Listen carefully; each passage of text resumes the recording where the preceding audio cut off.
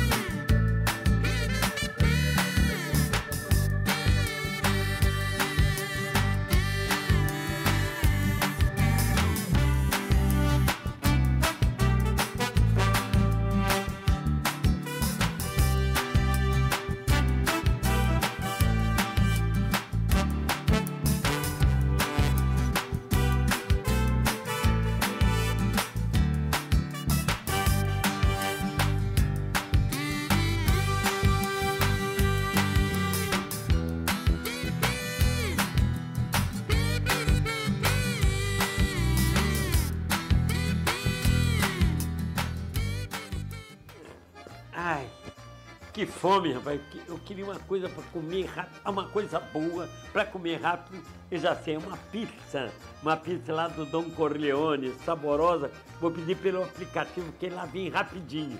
Deixa eu ver aqui, pepperoni, essa. Ei. Se não for Dom Corleone, apaga. Que delícia.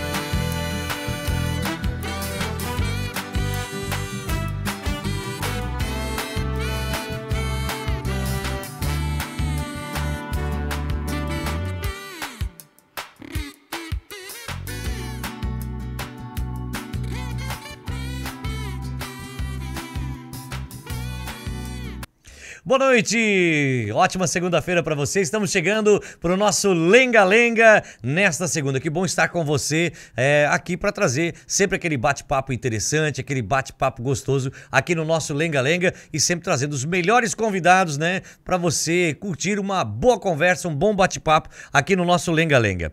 E sem Lenga-Lenga, sem mais delongas, eu já vou anunciar aí os nossos convidados. A gente vai estar recebendo aqui o Robson Marques e também, né, ele, Daniel Borges, os dois para-atletas de jiu-jitsu. Quero cumprimentá-los, né, cumprimentar o Robson já. Robson, muito boa noite, seja bem-vindo aqui ao nosso Lenga-Lenga. Boa noite, obrigado pelo convite aí. A gente vai apresentar a causa que é o para-jiu-jitsu, né? E estou muito feliz de estar aqui com vocês. Legal, obrigado pela presença. E antes de nominar, acho que tem que nominar toda a nominata do Daniel, que na verdade a gente está como Daniel Borges, mas ele é Daniel Moreira Borges, né? Ele indicado pela Federação Catarinense de Jiu-Jitsu, na modalidade Jiu-Jitsu paradesportivo, né? Ele tem aí títulos 2019, campeão mundial em Abu Dhabi, 2019 também campeão sul-americano no Rio de Janeiro. Ele faixa preta de Jiu-Jitsu. Daniel Borges é um para-atleta, possui uma agenesia de membro superior direito, começou a praticar jiu-jitsu em 2010 e desde 2014 ele vem conquistando títulos entre atletas sem deficiência.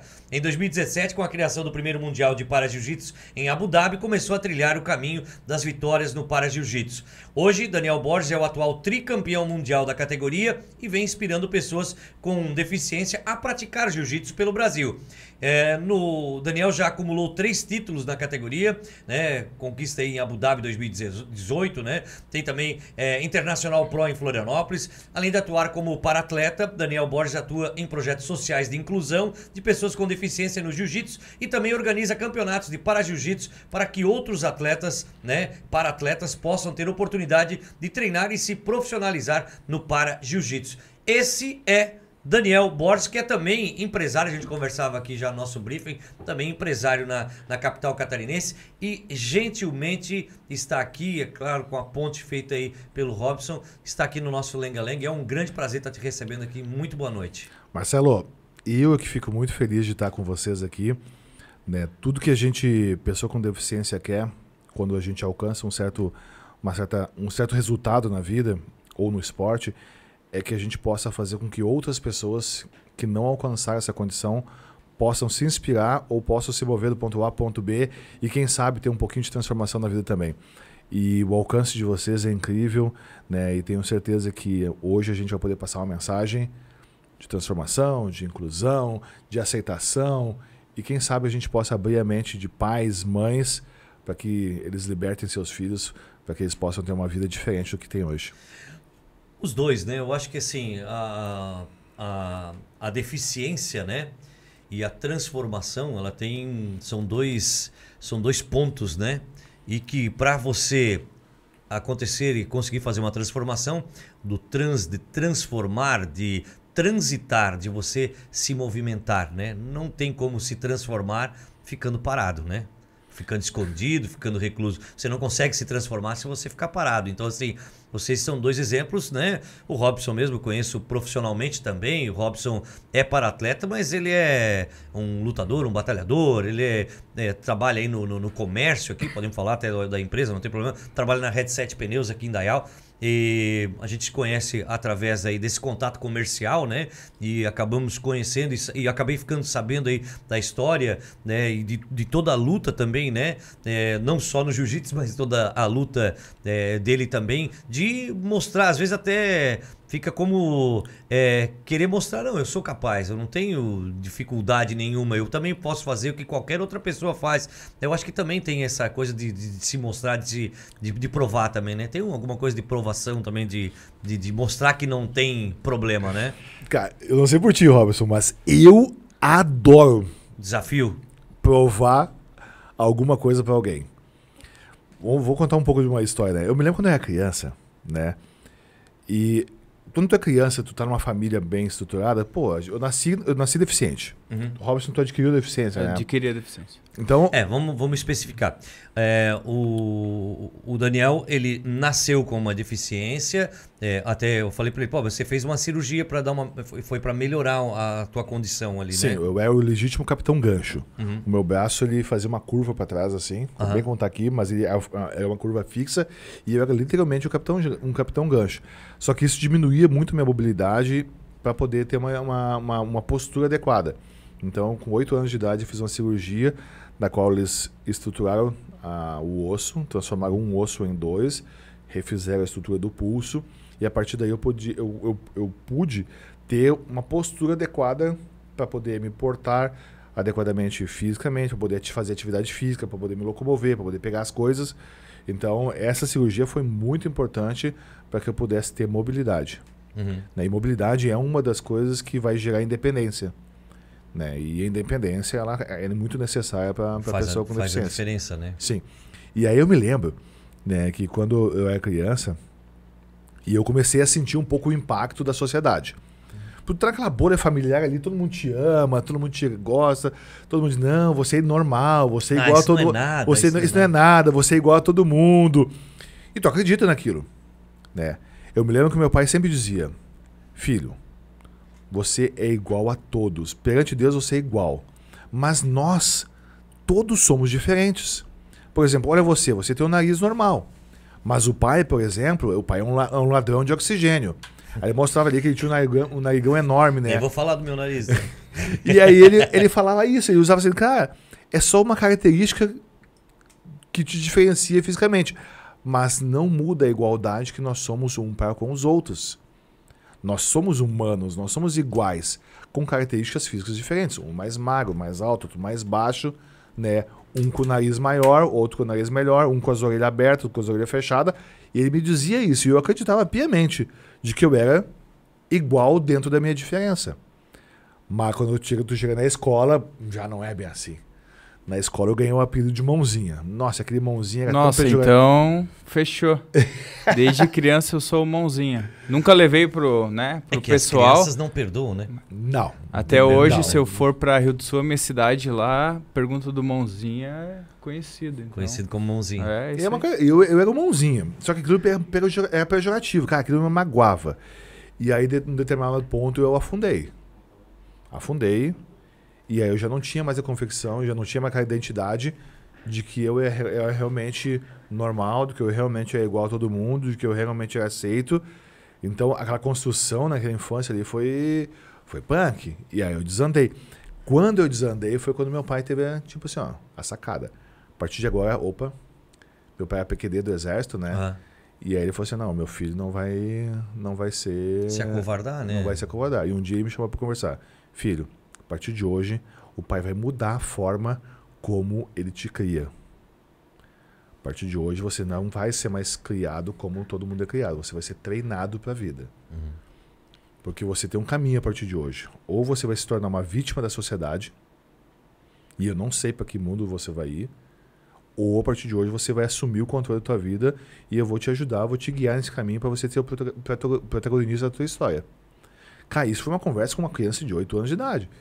Mas eu me lembro dessa abordagem, tipo assim, hoje tu tem uma encruzilhada. Ou tu vai para um lado, ou tu vai para o outro. E eu me lembro até hoje, cara, que quando o pai saiu, eu fui para a escola, a gente teve essa conversa. Quando eu voltei de casa, eu e meu irmão já não tínhamos mais uma beliche, não tinha mais uma cama uma do lado da outra no quarto, tinha uma beliche. E a beliche não tinha uma escadinha para subir da beliche. O pai tirou a escadinha da beliche. Se vira. E aí cheguei no quarto, olhei, falei, sai, que troço é esse? Né? Lanche, banho, tudo. Na hora de deitar, meu pai falou, Josias, tu dorme embaixo e Daniel, tu dorme em cima. Daqui a meia hora, se eu voltar aqui e vocês não estiverem dormindo, os dois apanham. Naquela época a gente apanhava, né? Hoje em dia, a gurizadinha não sabe o que é isso. E aí o pai fechou a porta e eu sabia que a palavra do meu pai não tinha curvas. Não tinha curva. O que é o que não é. E eu olhei, cara, na boa, aquela câmera é tão gigante, é um negócio... Muito alto. Muito alto. Eu pensei, nossa, o que eu vou fazer agora? Meu irmão deitou embaixo, puxou as cobertas e falou, não, eu não vou dar meu sangue, pode sair daqui. Não, não quero, não. E aí eu tive que tentar. Porque eu sabia da consequência. Então eu tive que tentar. E quando eu tentei, foi meio difícil, eu consegui. Mas, Marcelo, eu lembro até hoje da sensação de quando eu cheguei em cima da cama, tu olha pra baixo e falei, nossa, que alto. Desci, subi de novo, desci, daqui a pouco eu já tava subindo numa pelada só de perna, assim, sabe? E aquilo foi uma sensação tão libertadora, porque a gente volta à autonomia, à independência, à mobilidade, te traz essa independência, te traz esse movimento. E ali eu experimentei pela primeira vez uma conquista, experimentei pela primeira vez uma movimentação. E a partir daquele momento eu falei, pai, eu quero aprender outras coisas. Eu quero outros desafios. E aí veio uma sequência de esportes, uma sequência de treinamentos que meu pai me deu, mas gerou essa questão. Então, o mãozinha lá na infância é uma coisa complicada. E aí eu sempre me perguntei, depois de que a gente chegou na idade mais juventude, adulto, o que é pior? Nascer deficiente ou se tornar deficiente no caminho? E aí, Robson, o que tu acha?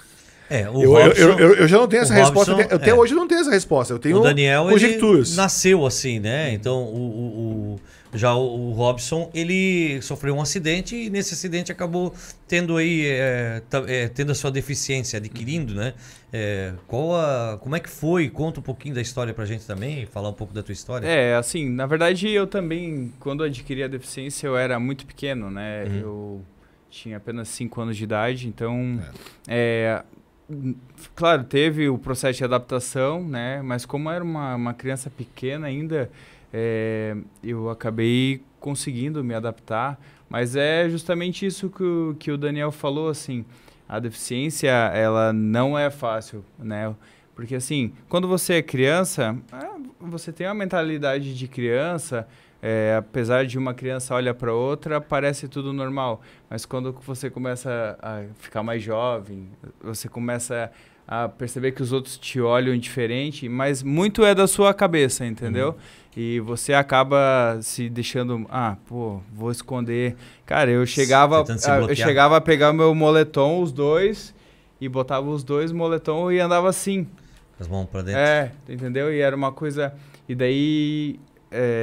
acaba que se tu não tem a cabeça forte, e assim, tu acha que tu é forte, né? Até tu perceber que, tô me escondendo e... Tô me bloqueando. Na verdade, tu tá te boicotando, né? E assim, às vezes tu não fala e o esporte, realmente, é isso que o Dani falou, o esporte, ele te coloca de igual para igual. Principalmente quando você participa igual... hoje ainda tem o paradesporto, né? Mas antigamente não tinha, né? O pessoal não fazia, primeiro por vergonha, segundo porque achava que não era capaz, né? Então eu sempre participei de outros esportes onde a pessoa não tinha deficiência. Aí o desafio era muito legal, porque, quem tinha preocupação de ganhar de ti é ele, não é tu. O cara olhava assim, não posso perder pra ele. E assim, o desafio era ainda maior, né? Não posso perder pra ele, não vou perder pra ele. E é isso, o cara não queria perder pra ti. E é isso que é legal, sabia? O cara vem pra fuder com vocês. O cara quer ganhar. Eu não posso perder pra eles. Não vou perder. Eu vou te falar, eu tenho muitas fotos de pódio que o segundo lugar não tá. Não queria nem ficar lá pra... Não subiu. Não foi pro pódio. E a gente enfrenta vários atletas hoje na atualidade, passam por isso. Que o segundo lugar, quando perde, o cara não sobe no pódio para receber medalha junto. Mas pela vergonha de perder. Porque assim, eu não sei quantos anos o Robson tem. Tem 37. 37, né? Estamos aí perto dos 40, todo mundo, né? Porque assim, eu um pouquinho mais que vocês de idade, mas... cara, vocês são vencedores porque a família de vocês também, abriu a visão e disse, cara, tu não vai ficar te escondendo atrás disso aí... Por causa dessa tua deficiência. A família é importante. tu Muito importante. Vai pra frente. Então, né? Porque assim, a gente vê muita situação em que o quê? Vamos esconder. Não, porque eu tenho... não, deixa o vai tadinho. Que machuca outro braço. Tadinho. É sempre o tadinho, né? Eu tô muitos anos nessa estrada. Eu posso dizer assim, tem alguns fatores que as famílias agem com a pessoa com deficiência. Umas por excesso de proteção e amor. Elas realmente querem proteger e têm medo que seu filho viva. Ele tem medo de expor o filho, tem medo de fazer o filho sofrer as consequências da vida. Coisas que a gente sofreu. Nossos pais não tiveram medo de ver a gente sofrer, mas cuidaram das feridas para que a gente se transformasse em pessoas fortes. Tem famílias que não têm essa estrutura. Segunda questão. Tem famílias que usufruem do benefício da pessoa com deficiência. E prefere que a pessoa com deficiência fique sempre sem a autonomia, sempre sem a liberdade, para que eles usufruam do benefício que aquela pessoa tem. E aí eu vou te falar de BPC, de aposentadoria, e aí a gente tem uma gama muito grande. E aí é uma tristeza muito grande saber que tem pais e mães que preferem que o filho não viva a vida pela qual ele nasceu para viver, para usufruir do dinheiro da aposentadoria do filho. É que às Tem vezes muito, descobre, se eu ir muito. com ele pro sinal, eu sempre ganho os trocados. Não é? Não é só pelo sinal, é pelo benefício público mesmo, da aposentadoria. Mas mesmo assim, os caras juntam tudo, né, também, né? A gente sabe que tem malandragem para tudo, né? Então, eu já peguei muito caso disso, eu já tive que chamar a polícia, mandar, né, intervir a questão, eu já vi irmão que usufruía do benefício do deficiente, fazia empréstimo no nome do deficiente. Cara, eu já vi muita porcaria, né, com relação a isso.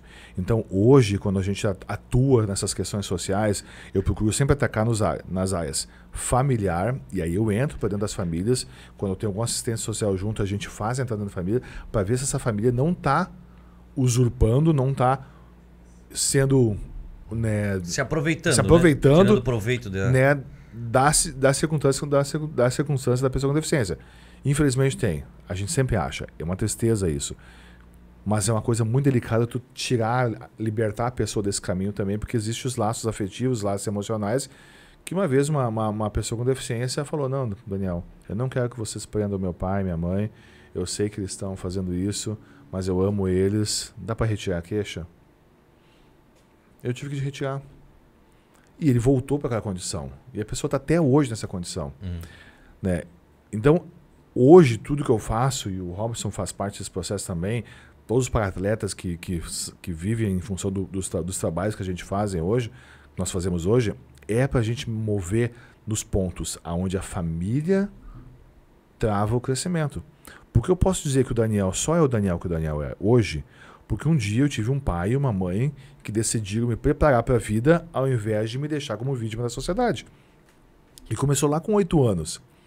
E aí quando tu me perguntou mais cedo ali sobre gosta de vencer a adversidade, cara, eu gosto de vencer as pessoas sem deficiência. Meio que é um prazer pessoal meu. Sim. E a culpa é do meu pai. O meu pai está no céu hoje com o Senhor, mas eu vou botar a culpa nele, porque a culpa é dele mesmo. Porque eu me lembro quando eu quis jogar vôlei, eu queria aprender a jogar vôlei. E o pai falou assim, não, só um pouquinho. Tu não vai jogar vôlei sem antes ser preparado.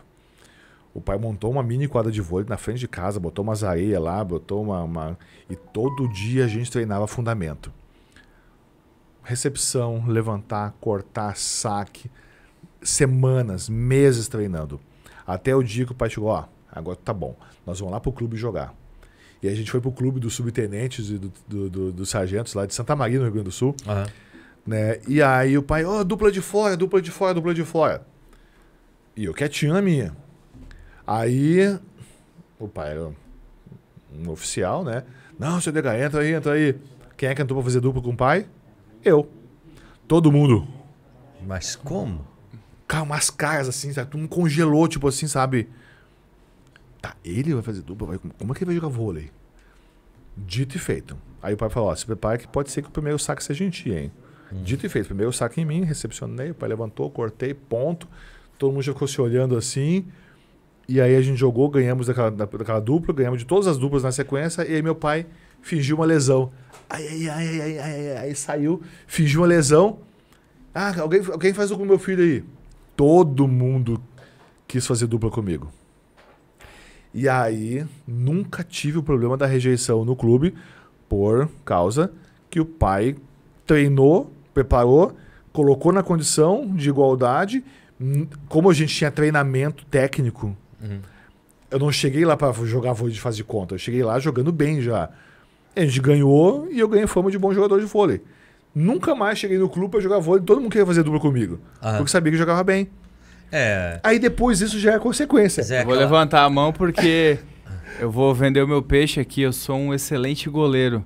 Pasmem. Acredito. Muito requisitado, cara. Campo ou salão? De salão, cara. Salão? modéstia à parte, eu jogo... Não que eu queira me gambar. Tu é um goleiro também. Eu também sou goleiro, também fui O goleiro. campo no futebol 7 já não dá porque é muito longo a goleira, daí mas, a cara, no deficiência salão, já acaba acusando. É minha paixão e no assim... salão tu E agora, vai de peito, e né? agora a preocupação de um pai. Você tem um filho que quer ser goleiro desde pequeno, assim, né? Igual eu sempre... Cara, isso aí tu escolhe, não é... Ninguém te influencia. O que você quer? Eu quero ser goleiro. Pô, e daí a preocupação de... Vai se machucar? Não, vai jogar. Joga, tu quer jogar? Vai jogar, então, Eu acho entendeu? assim, é que nem a questão que nem ele tá falando, né? O Daniel falou. Daí eu fui lá, treinei e tal. Só que tu te cobra também muito, né? Porque daí quando tu vai competir, tu acaba se cobrando em dobro, porque tu quer mostrar que tu é capaz e que tu não tem diferença nenhuma. Não, a gente fica macaco velho, a gente fica matreiro e sem vergonha, vou te falar. A gente fica sem vergonha nessa jogada. Eu vou dizer por quê. Porque depois a gente sabe que tem um nível técnico bom. Quando a gente sabe disso e tem uma mente leve e tranquila, a responsabilidade é tudo do adversário, cara. Cansei de chegar em competição e os caras, pô, legal, vou lutar contigo. Tem alguma coisa que eu posso fazer pra não te machucar? Eu já pensava, cara, ele perdeu a luta. Ele já tá com medo, já. tá na Não, não cabeça tá com dele. medo. Ele tá subestimando. Eu me lembro que quando eu fui campeão do Internacional Pro aqui em Floripa, foi a minha estreia Mas vale citar que vocês, nesses campeonatos, quando é campeonato oficial, é com outro para-atleta, mas quando é esses outros campeonatos, vocês lutam com... normal. Normal, E aí eu me pessoas sem lembro que deficiência, Eu tava estreando na faixa marrom, né? Eu tinha ganho a faixa marrom no final de semana, outro final de semana eu tinha um campeonato. Quem é de fora, que nem eu, né? Eu não acompanho jiu-jitsu. Os meninos aqui de fora são lutadores de jiu-jitsu químico, eles, né? Transformam a luta em merda, porque... eles são lutador químico. Mas assim, Essa foi nem boa. eu que venho de fora e não conheço, né? Não tenho conhecimento do esporte do jiu-jitsu, pensei, não, eles sempre vão lutar. Vai lutar o Robson com o Daniel. Não, né? Nas competições, vamos dizer, amadoras, vocês lutam com... Eu vou te explicar esse lance do jiu-jitsu e do para-jiu-jitsu. Tá. Mas antes eu vou concluir o raciocínio. Então, a gente acaba chegando num estágio mental que a gente larga a bomba pro adversário. Eu fui estrear na faixa marrom pra competição, o cara chegou em mim e falou, pô, legal, vi que tu ganhou, chegou na final aí, pô, mas tô preocupado em te machucar na luta. Tem alguma coisa que eu faça assim que possa te machucar? Como é que tu vai lutar com o cara, né? Cara, eu dei um sorriso, eu fiquei feliz. Eu falei assim, nossa, cara, ganhei essa luta. Já sou campeão. Primeiro porque ele me subestimou. Segundo que no primeiro ataque que eu fizer nele, ele vai romper todas as estruturas emocionais, porque não vai saber mais como lutar comigo. É que ele não imagina? Pum. Dito e feito. Ele botou a mão na faixa e eu com esse coto aqui assim, estalei o braço dele. Coloquei na mesma condição de deficiente que nem eu, que o braço dele estalou, quase quebrou, ele recolheu o braço, já não conseguia mais lutar. E aí os olhos arregalou e ele começou a pensar, o que eu vou fazer, o que eu vou fazer. Quando ele viu, já tinha quedado ele, já tava com o joelho na barriga, já tinha montado, tava estrangulando um Ezequiel de dentro do 100 kg, finalizei a luta. Aí ficou olhando assim, o juiz levantou minha mão, cumprimentou, ele saiu. Passou uns 10 minutos, ele foi lá na bancada onde eu tava. Pô, cara, queria pedir desculpa pra ti aí, te subestimei. Se um dia eu puder ter a chance e o prazer de lutar contigo de novo, eu prometo que dessa próxima vez eu não vou te subestimar e nós vamos lutar de igual para igual. Acaba sendo um ensinamento pro cara também, né? Então, e no final das contas, cara, que me deu um prazer tão grande. Não sei se tu tem isso, Robson, mas eu tenho esse negócio de prazer de ganhar da pessoa sem deficiência. É meio que educativo, assim, sabe? Eu tenho um pouco disso, eu confesso. Tô confessando para as câmeras aqui, porque geralmente eu não confesso isso, acho que foi o chopp. Mas eu tenho esse negócio, porque isso foi meio de uma criação. Porque isso mostra que a pessoa com deficiência ela pode ser tão eficiente quanto a pessoa sem deficiência. Ou mais, principalmente até, às vezes, né? no jiu-jitsu, porque o jiu-jitsu é um esporte extremamente de adaptação. Um gordão pode ser muito eficiente no jiu-jitsu. Um magro comprido de pernas longas pode ser muito eficiente no jiu-jitsu, tanto quanto o gordão, e vice-versa. Um fraco pode ganhar de um forte, porque a essência do jiu-jitsu como um todo é fazer com que as diferenças se neutralizem. Então, quando nós, pessoas com deficiência, chegamos no jiu-jitsu, o jiu-jitsu é como se fosse o esporte mais inclusivo. Porque qualquer tipo de deficiência, a técnica permite adaptação. Então existem posições no jiu-jitsu que o meu koto, a minha estrutura de braço, faz de uma forma tão eficiente que a pessoa sem deficiência não consegue, naquela posição, ter o mesmo ajuste, a mesma eficiência que eu. Porque a alavanca é diferente, o ponto de pressão é diferente, a biomecânica é diferente. Então, quando a gente consegue evoluir, né, Robson, dessa sistemática, a gente consegue chegar num nível técnico do esporte tão bom quanto da pessoa com deficiência. Sem deficiência. Né? Então, isso acaba gerando todo esse conceito. E aí vem aonde surgiu para jiu-jitsu. Né? Nós começamos a lutar jiu-jitsu sem existir o paradesporto do jiu-jitsu. Então, por exemplo, o futebol tem o paradesporto dele, que é ou o futebol de cegos ou o futebol de amputados. São só duas classes funcionais. Ou tu é amputado, ou tu é cego e você joga futebol. Tem uma regra para isso, tem uma arbitragem para isso, tem uma federação para isso e a competição acontece. A natação é a mesma coisa. Tem as classificações funcionais da natação que tem a equidade de deficiências na hora de fazer a competição. Só que no para-jiu-jitsu não existia isso. No jiu-jitsu não existia isso. 2000 não existia isso, 2010 não existia isso, 2015 não existia isso, 2017 não existia isso. E aí Abu Dhabi resolveu fazer o primeiro mundial de para-jiu-jitsu lá em Abu Dhabi. Uma misturança. Todo mundo lutando com todo mundo, sem critério, sem nada. Em 2019, quando eu lutei... Antes de ir para Abu Dhabi, tu já fazia as lutas aqui e lutava com... Sim, normal. Aí no convencional. E continuamos lutando no convencional. Em 2017 eu levei... No convencional que tu diz é lutando com atletas sem deficiência. E era pau a pau, não tinha chance nenhuma. Em 2019, quando eu voltei de Abu Dhabi, né, e eu já tinha rodado outros países também, eu fiquei pensando, cara, como que a gente faz para fazer no Brasil algo grande que possa dar às pessoas com deficiência algo que elas possam chamar de seu? Por que tem que vir a Abu Dhabi para poder fazer alguma coisa? E aí foi quando, em 2019, eu conversei com o pessoal da Feisport em Florianópolis, e aí o presidente na época lá, o Rui Godinho, falou assim, não, cara, por que vocês não fazem um campeonato então de vocês, só de vocês? Eu falei, pô, demorou, bora fazer então. E aí eu reuni para atletas do Brasil todo, fechamos um hotel em Canasvieiras, em Florianópolis, e fizemos o primeiro campeonato brasileiro de jiu-jitsu paradesportivo. Ali a gente identificou, fez, cara, precisamos de regras, precisamos de critério, precisamos de um estudo que possa dar equidade no esporte. E a partir de 2019 é que surgiu o paradesporto do jiu-jitsu. Aí em 2019 a gente montou a federação, que é uma ONG, né? Nós recebemos o apoio para fazer um estudo científico e o Guilherme Zanetta, que é um outro paratleta, ele comandou esse processo e a gente criou a primeira classificação funcional para o jiu-jitsu. 27 tipos de deficiência físicas podendo se adaptar às regras do jiu-jitsu e lutar, com suas regras próprias, com a formatação de campeonato próprio e principalmente com o estudo capaz de determinar quem luta com quem. Com que peso cada um luta, até que limite de peso é um pouco mais justo. Como é que faz agrupamento entre pessoas para que o esporte possa ter equidade? Porque a essência do esporte é a equidade. A essência da competição é a equidade. Por isso que tem as mesmas idades, os mesmos pesos, as mesmas faixas, para deixar o mais justo possível o processo.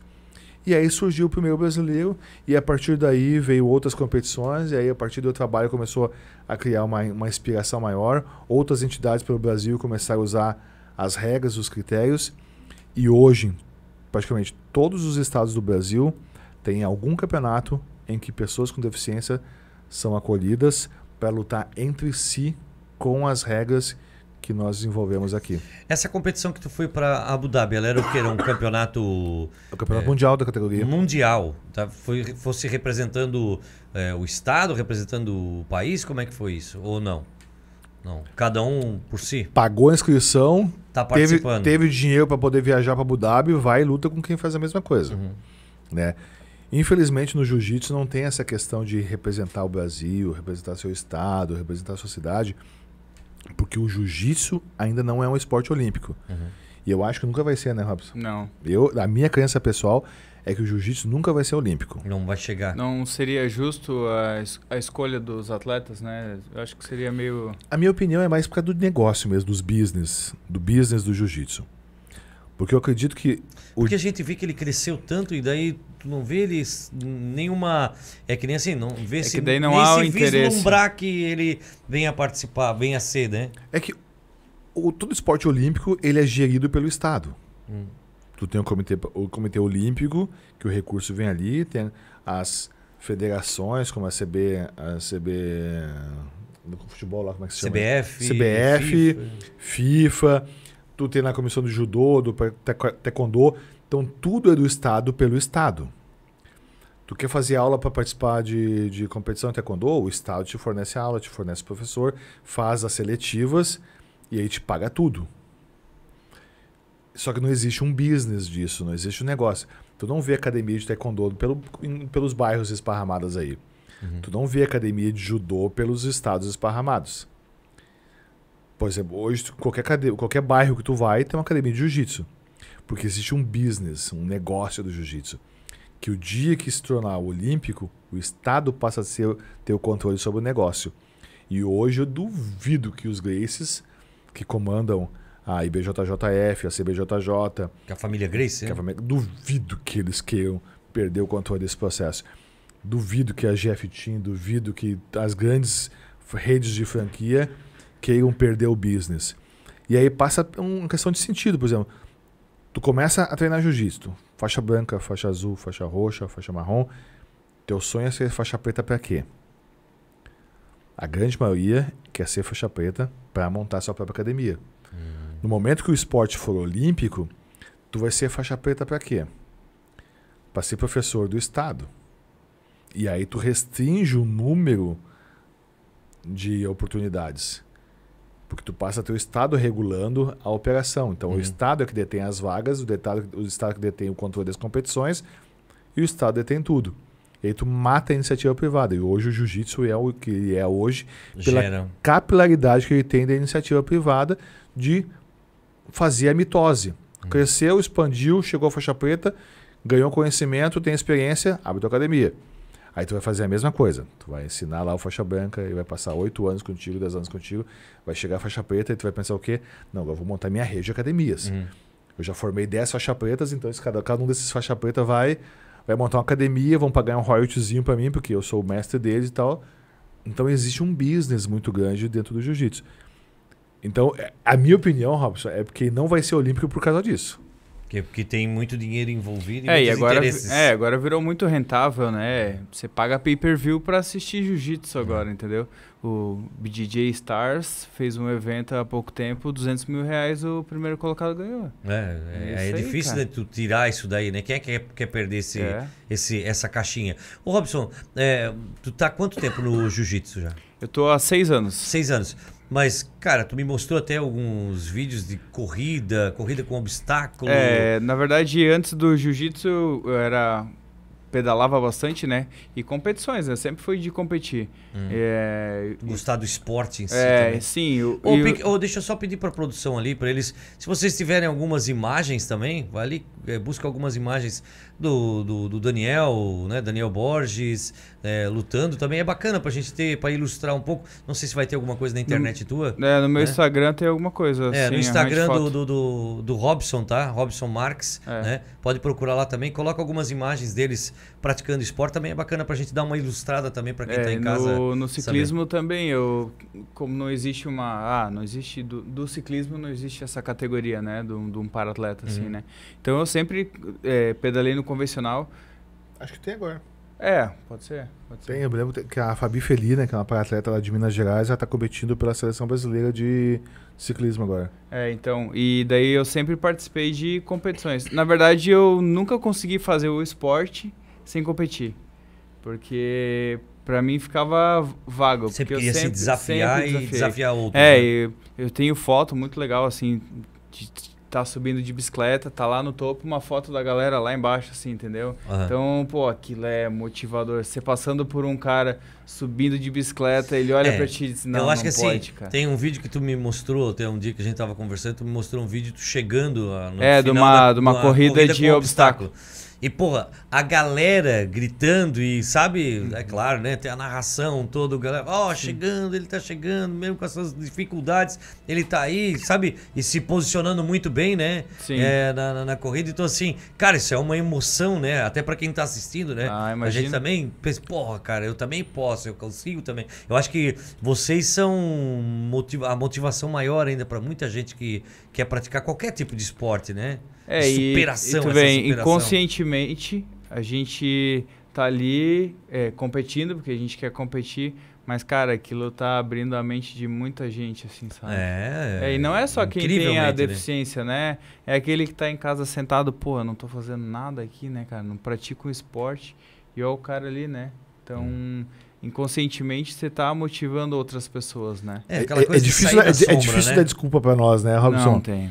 É difícil dar desculpa. O cara vai... Até no trabalho, eu tenho certeza que quando tu tá trabalhando lá, sim, um funcionário lá vai chegar dar uma desculpa pra ti e vai pensar, putz, cara, como é que eu vou dar uma desculpa pro Robson, cara? A questão que eu faço... Às vezes vocês têm a deficiência de vocês no mesmo braço, né? Sempre aquela coisa de quando o cara vai cumprimentar vocês. Sim. Né? Eu dou a mão deficiente. O cara... mas você sim, mas ele não tem tanta mobilidade. Eu não sei se é por causa da mobilidade ou se ele já vem com a mobilidade mesmo. E tu vai naquela sempre do... Pô, meu, cara, que mancada que eu dei. A gente fica assim, pô, que mancada que eu dei, cara, sabe? Mas sabe por que vocês sentem isso, da mancada? É porque durante muito tempo a abordagem, né, foi de nos separar. A abordagem é de que vocês estão falando errado, vocês não nos tratam bem, vocês não cuidam da gente. É que nem a questão que eu te falei da tua deficiência. Tu falou, não é assim que se fala. Gente. Eu falei de má formação. A gente falou, não é isso. Eu não ligo. Mas como a gente está gravando um podcast e um monte de gente vai escutar, sempre vai ter um mimizento que vai lá dizer, mas ele falou pessoa deficiente, é com deficiência. Vai ter um lá que vai dizer que no fundo, as pessoas criam nomenclaturas para acomodar os sentimentos. Mas para nós que somos resolvidos, estamos nem aí com a nomenclatura, se vai chamar de necessidade especial, se pessoas especiais, né, deficiente ou pessoa com deficiência. No final das contas, o que importa para nós é o quanto que a pessoa realmente quer interagir de forma igualitária. Mas vocês não importa a comunicação muitas vezes. Isso não é o esporte que trouxe isso para vocês? Eu acho que, cara, isso 100%. É o esporte que trouxe. 100%. Sabe por quê? Porque assim, vocês estão, né? Eu falo de vocês dois porque vocês estão aqui comigo. Mas tipo assim, vocês se colocaram já numa posição igualitária. E para vocês, foda-se o que estão pensando. Eu não sei o Daniel, mas muitas vezes eu esqueço que eu tenho deficiência. No meu dia a dia ou na academia, cara. E daí quando eu vou para um campeonato que tem um para-atleta, eu às vezes me estranho. Daí eu lembro, eu sou um para-atleta. Eu acho que quem vem de fora fica mais preocupado em como é que vai Nos primeiros eventos do para-jiu-jitsu eu tinha dificuldade de lutar com outro para-atleta. Porque, eu sempre treinei com alguém que não tem. Não é questão de machucar, eu vou dizer que é mental. Como tu adquiriu deficiência cedo também, como a gente... É quase como tu tivesse nascido deficiente. O teu cérebro tem pouca percepção da ausência, pouca percepção da falta. Por exemplo, se tu perder um braço hoje, isso vai gerar um impacto na tua própria identidade muito grande, porque você já dificilmente vai conseguir se reconhecer como você realmente é. E isso vai gerar um impacto muito grande em ti. Para nós, não. Eu cansei, Robson, desse sentimento de eu só perceber que eu sou deficiente quando eu vejo uma filmagem ou eu vejo uma foto. Aí eu olho, putz... Meu braço é bem pequeno mesmo, cara. Olha, aquele ombro lá tá meio estranho. Tá mais baixo. Eu vou ter que voltar pra malhação pra poder... Cara, eu passo por isso constantemente. E quando eu comecei a lutar com pessoa com deficiência, foi um choque também. Porque eu tava acostumado a lutar com pessoas sem deficiência. E aí eu percebi que lutar com pessoas com deficiência é tão difícil, ou mais até, porque aquilo era novidade. Hoje tem para-atletas que nunca lutaram com pessoas sem deficiência. Porque estão entrando no esporte já direto na categoria que a gente começou a criar. Mas nós não, a gente já ralou esse negócio antes. E agora a adaptação. Hoje eu não luto mais, eu não faço... Porque hoje eu organizo as competições para que os para-atletas lutem. E eu fico morrendo de vontade de lutar. Me coçando. Por exemplo, eu tenho uma vontade muito grande de pegar o Robson e dar uma esculhambada nele. Porque é a mesma categoria minha, cara. É a mesma deficiência no mesmo braço. Se a gente tivesse uma competição, a gente ia cair junto, né? Mas a gente não cai junto nas competições porque... Isso também acaba que no final não dá exatamente a questão do peso, mas existe um comum acordo entre os dois atletas. Bom, bora. Assim, na regra do estudo, hoje as questões de peso, por enquanto, são 3 classificações de peso. Até 65 quilos, de 65 até 85 e acima de 85. Então eles lutam dentro dessas faixas de peso. Por exemplo, eu estou com 120. Tá quanto, Robson? 87. Ó, a gente cruzaria na mesma categoria por causa de 2 quilos dele a mais. O que seria mais ruim para ele. Né? Mas, se ele tivesse 2 quilos a menos, nós só se enfrentaríamos se fosse uma categoria de absoluto. Uhum. Né? Porque eu sou um faixa preta e ele é um faixa... Tá na roxa? Tá na roxa. Então, nós também não cruzaríamos numa competição por questões de faixa. Certo. Mas, num absoluto, a gente cruzaria. Né? E aí seria interessante. Mas hoje, o Daniel Borges, eu estou resolvido com relação a competir. Uhum. Eu acho que hoje eu não preciso mais competir, morro de vontade, eu vou lá e rolo com os meus alunos, faço os treinamentos, seminário, eu curto a vibe nesses momentos.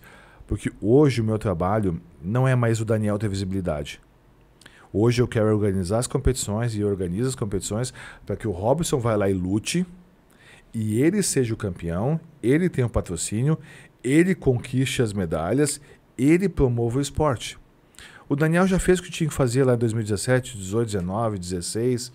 Eu já fiz a minha trajetória. Eu já posso olhar para os meus filhos e dizer, pô, o pai é um campeão mundial. Ah, o pai trilhou a jornada. Chegou ao ápice, né? Hoje o meu papel, Marcelo, é criar a estrutura para que atletas como o Robson, como o Marney, né, como a Kênia, como o Rafa Forte, como para atletas pelo Brasil todo. O meu papel hoje e a minha missão hoje é criar as estruturas para que esses caras sejam os campeões.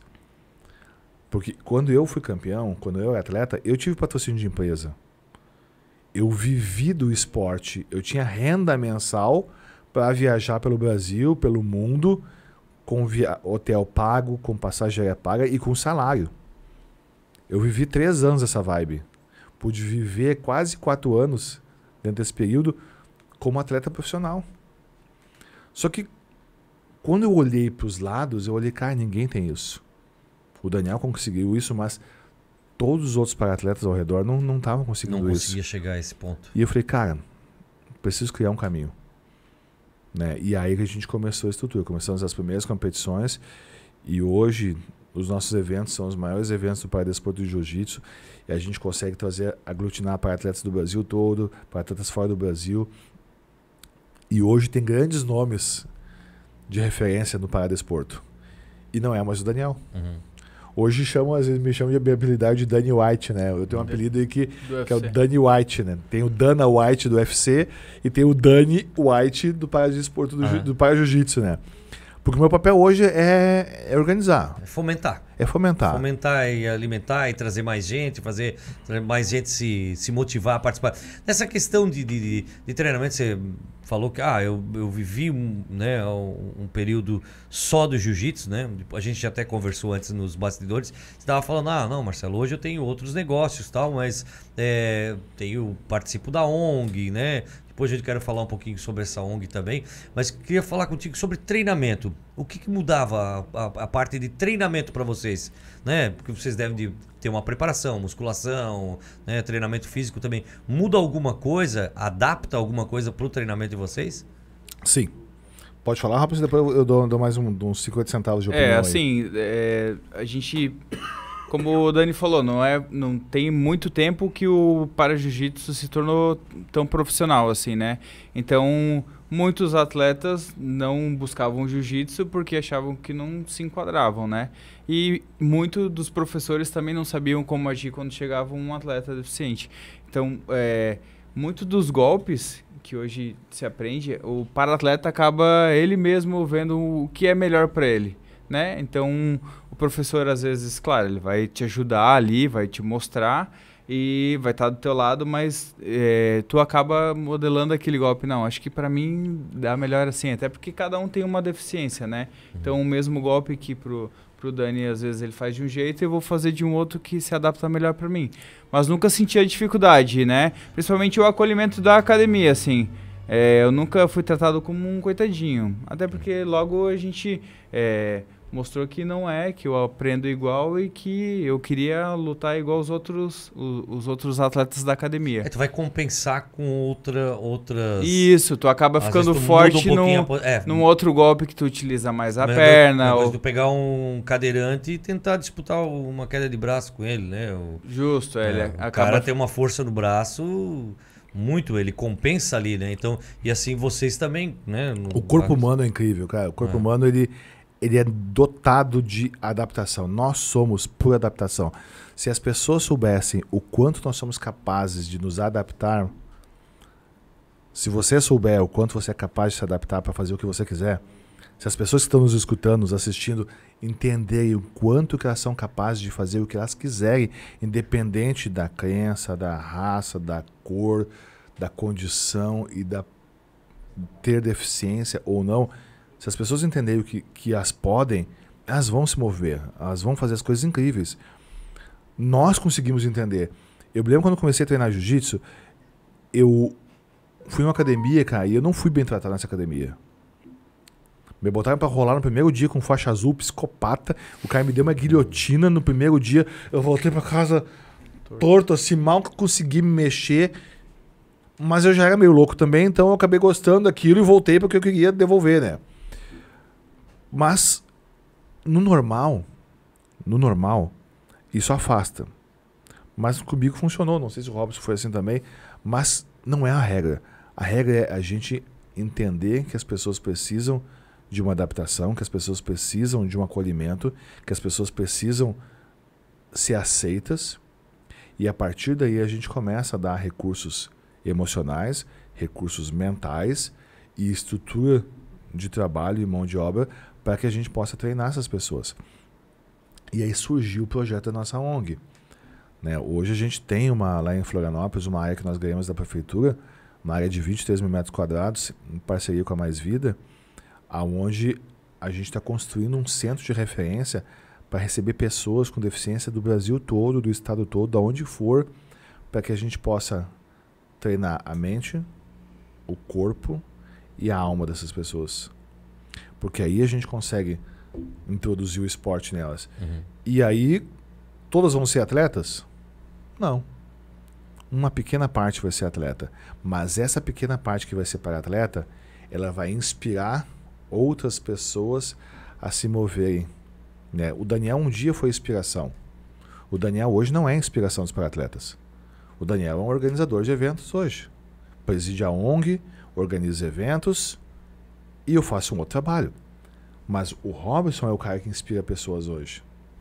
Porque é o Robson que está lá lutando, é o Robson que está lá competindo, é ele que está se adaptando. Quando eu comecei a treinar jiu-jitsu, não foi fácil adaptar as regras. Eu fiquei 4 anos na faixa branca. Porque na minha cabeça eu não conseguia evoluir. Até um dia que virou uma chave. E eu comecei a pensar jiu-jitsu de forma diferente. O professor estava explicando a posição e a minha mente já enxergava como o meu corpo ia adaptar aquela circunstância para fazer melhor ou igual ao que os outros estavam fazendo. E a partir daquele momento, já na minha faixa azul, eu já era uma faixa azul perigosíssimo, pegava todo mundo na academia, porque eu já conseguia entender as mudanças do meu corpo e as mudanças que o meu corpo precisou e a adaptação da técnica. E isso o Robson faz, isso eu faço, isso todos os para-atletas hoje fazem. E com o trabalho que a gente vem desenvolvendo, cada vez mais pessoas estão enxergando que o seu filho também pode treinar jiu-jitsu. Ou enxergando, eu também posso treinar o jiu-jitsu. Porque o jiu-jitsu não tem a ver apenas com o esporte. Tem a ver com a defesa pessoal, tem a ver com a autoestima. E aí tem a ver com um negócio meio... Eu brinco, eu falo que é meio neandertal, assim, sabe? O jiu-jitsu tem uma filosofia, é meio filosófico, que a gente dá a chance do adversário desistir. quando a gente está lutando com alguém e a gente subjuga alguém, a gente está dando a chance dele desistir e não se machucar. E quando você coloca alguém nessa circunstância, dá uma sensação muito boa. É uma sensação de poder, é uma sensação de controle, é uma sensação que qualquer pessoa sente-se bem. E quando um deficiente coloca um não deficiente nessa condição, aquilo rompe uma barreira em definitivo na mente dele. É aquela questão de tu ir até no limite do cara e daí o cara pede pra ti, ó, para que eu não consigo mais. Só que quando você é deficiente e você chega nesse estágio contra uma pessoa sem deficiência, você rompe toda a barreira do que eu sou menor, eu sou inferior, eu sou coitadinho. Eu falei, não. Existe um esporte que me coloca numa condição de igualdade e até superioridade. A partir desse momento eu posso defender minha família, a partir desse momento eu posso defender meu filho, a partir desse momento eu posso ser homem. De verdade. Me impor. É meio idiota isso. Nós homens, a gente é meio idiota, nós homens, né, cara? Mas tem um negócio bom nisso, cara. Não sei se tu sente isso, Robson, ou é só eu da minha idiotice que eu sinto isso. Mas não, eu curto esse negócio, cara. De tu E isso quando aconteceu foi uma coisa muito... ser bom no que tu faz, né? Foi uma coisa muito libertadora. Muito libertadora. E quando eu vejo outras pessoas com deficiência, quando eles chegam, começam a treinar, e eles percebem que o corpo deles tem eficiência, cara, eles ficam muito felizes. Muito felizes. E a eficiência não tem a ver com o nível de deficiência. Tem a ver com o nível de adaptação que você consegue imprimir entre você mesmo. Então, a ONG, ela é para todos com deficiência ou sem deficiência lá? Ou só para deficientes? Não. A princípio, ela foi formada como uma ONG de pessoas com deficiência de jiu-jitsu. Né? Então, a gente segue esse princípio. Atletas. O foco principal é a pessoa com deficiência treinar jiu-jitsu. Só como nós temos uma área muito grande, 23 mil metros quadrados de área. Um antigo terminal de ônibus da cidade de Florianópolis. Nós temos uma infraestrutura gigante em construção. Então a gente vai ter a parte de jiu-jitsu e judô, um tatame de 9 por 18. Enorme. Mas aí vem a segunda coisa diferenciada. A gente vai ter uma academia de musculação adaptada para pessoa com deficiência. E aí eu vou contar uma coisa para ti, Marcelo. Sabia que o que ferra com a pessoa com deficiência não é a deficiência principal dela? Ela não está condicionada fisicamente, talvez. São as lesões secundárias da deficiência. Por ela não estar com condição física. O que mais ferra o Daniel não é a deficiência do Daniel no braço. Chama-se coluna. A minha também. Coluna? Sim. É que você acaba compensando, né? Você pesa mais de um Imagina lado. que você está 40 anos carregando uma sacola de supermercado de 5 quilos ou de 10 quilos de um lado só do teu corpo. Todos os dias, o tempo todo. Como é que estaria a tua coluna? Você vai torcer a coluna, né? É o que acontece com a gente. Olha a diferença de peso de um braço para o outro. Então, as lesões secundárias da pessoa com deficiência física é o que mais comprometem ela. Então, o Daniel tem que estar sempre fazendo musculação. O Daniel tem que estar sempre fazendo reforço da estrutura de lombar. Se fortalecendo. Para que eu não sofra as consequências. Só que com o passar dos anos da idade, sabe onde é que foi estourando? No joelho esquerdo. Porque o joelho também sofre a pressão de ter sempre mais peso de um lado.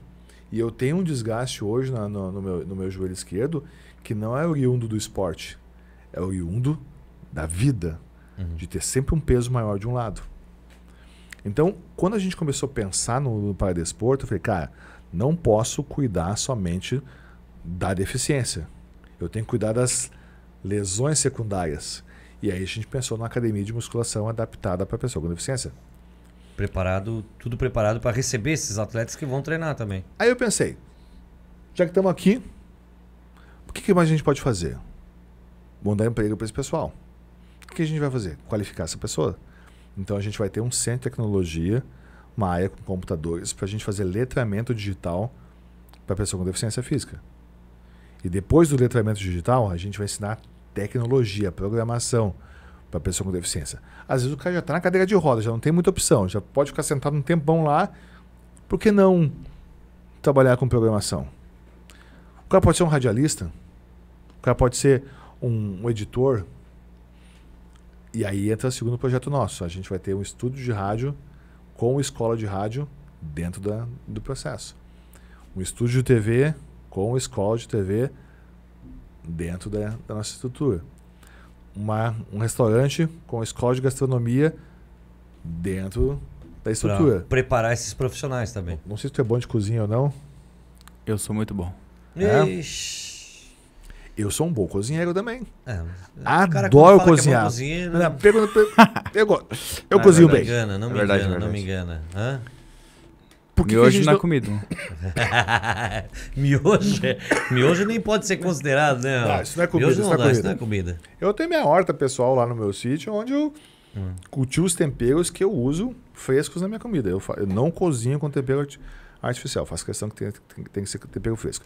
Mas voltando. Por que não ensinar a gastronomia para pessoa com deficiência? Por que pessoa com deficiência tem que ter vaga de serviços gerais? Por que pessoa com deficiência só tem que ter vaga de atendente? Só de auxiliar de caixa, só ficar empacotando. Por quê? Não tem porquê, né? Eu não quero isso, porque eu, Daniel, Robson, nós não somos limitados assim. O Daniel é coach, o Daniel é empresário, o Daniel é atleta, o Daniel é o que eu quiser ser. E por que os outros não podem ser assim também? Então, a gente está criando uma estrutura para dar a opção da pessoa com deficiência ser o que ela quiser ser. No mundo a gente se fala hoje, o papel da mulher é onde ela quiser estar. Perfeito. O papel dos LGBTQIA+, é onde eles quiserem estar. Perfeito. E nós deficientes? O nosso papel é o quê? Ficar de vítima da sociedade, ficar A sombra. à sombra nas casas, escondidos, com subempregos? Por que não empreendedorismo para pessoa com deficiência? E aí nós teremos cursos, né, para pessoa com deficiência. Ensinaremos empreendedorismo para pessoa com deficiência. É importante, né? E tirar da sombra, né? Porque daí tu acaba tirando da sombra e mostrando que tem oportunidade. Eu acho que também essa questão de vocês aparecerem, o Daniel não preciso nem falar, porque o Daniel, eu trabalho em comunicação há muito tempo, o Daniel se comunica muito bem, era uma coisa que eu queria até te perguntar. Eu fiquei aqui te ouvindo falar e pensei, pô, o cara tem uma formação muito boa, tem muito conhecimento, a gente nota que tu tem uma formação muito boa e uma boa conversa, tem bastante conteúdo também, né? É claro que... Obrigado pelo elogio, obrigado. Realmente, qualquer um vê, né? A gente vê, né, que você tem bastante Eu conteúdo. tô solto hoje aqui, eu tô solto. Tá bem solto, tá soltíssimo, né? Não, você fala muito bem, né? Então isso, tem muita gente que às vezes tem a ideia, o pensamento, a vontade, a opinião, né? E às vezes fica se escondendo de dar sua opinião, a verdadeira, assim como você não, você vem, você fala, você diz, você conta, você fala o que fez também, né? Mas acho que você teve uma preparação antes, não digo para preparação para vir aqui, mas digo uma preparação na vida, né? De, pô, eu tenho que compensar, né, as minhas dificuldades, que é o que vocês fazem na ONG, né? Tipo, cara, tu tem uma deficiência, vamos compensar, vem aqui, vamos estudar mais, tu vai mostrar que tu é muito melhor do que qualquer um que tá ali, né? E que tu pode chegar ao mesmo lugar, né? É um trabalho muito mental do deficiente. Não adianta a gente só falar que é normal, para ele, você é normal, mas aquilo tem que estar muito formado na cabeça da pessoa. Né? Tem que estar muito forte, e a né? gente sabe que isso não é muito deficiente, acaba se colocando para baixo, principalmente se adquiriu, né?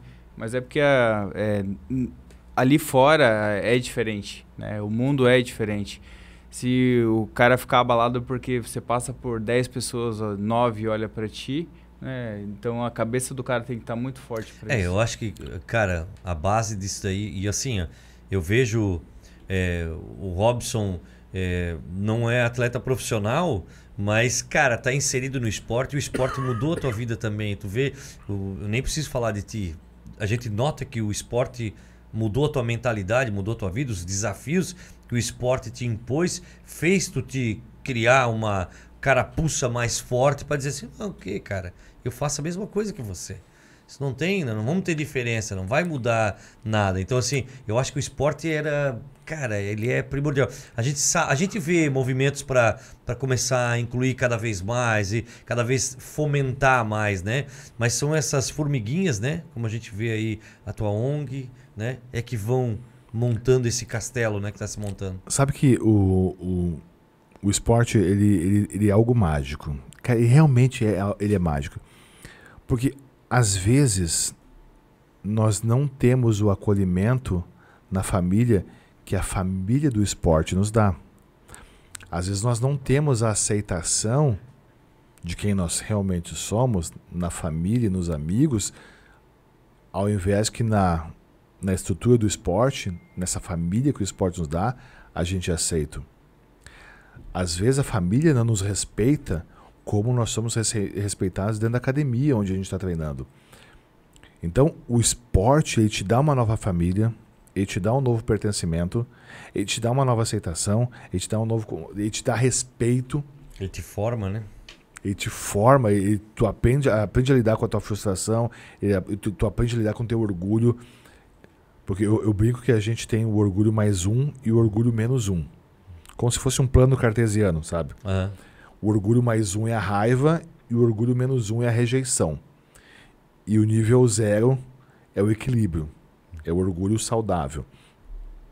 Então no jiu-jitsu, se tu é um cara orgulhoso, ou tu vai desistir porque não sabe lidar com a derrota, ou você vai desistir porque você também não vai lidar com a derrota porque você tem muita agressividade. E aquela tua agressividade não serve pra nada. Pega aquele cara agressivo, brutamonte, brucutu, bota cara gigante, bota rolar com faixa azul, meia boca lá, já domina, armlock, finaliza, bota pra dormir e toda aquela agressividade não serviu pra nada. Se o cara não trabalhar aquele orgulho dele e não voltar ao equilíbrio, ele sai do esporte, principalmente do jiu-jitsu. Se ele for um cara rejeitado, né, lá no -1, rejeitado, ele vai achar que não tem condições, que ele é fraco, e realmente, se ele não treinar e não se sobressair, ele vai ficar na condição de sempre de perder. E ele também sai.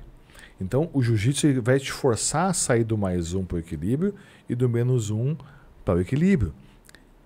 E aí, quando você chega nessa circunstância, eu brinco que é como se a gente fosse uma estátua. Se tu chegar para uma estátua, encher a estátua de elogio, o que a estátua vai fazer?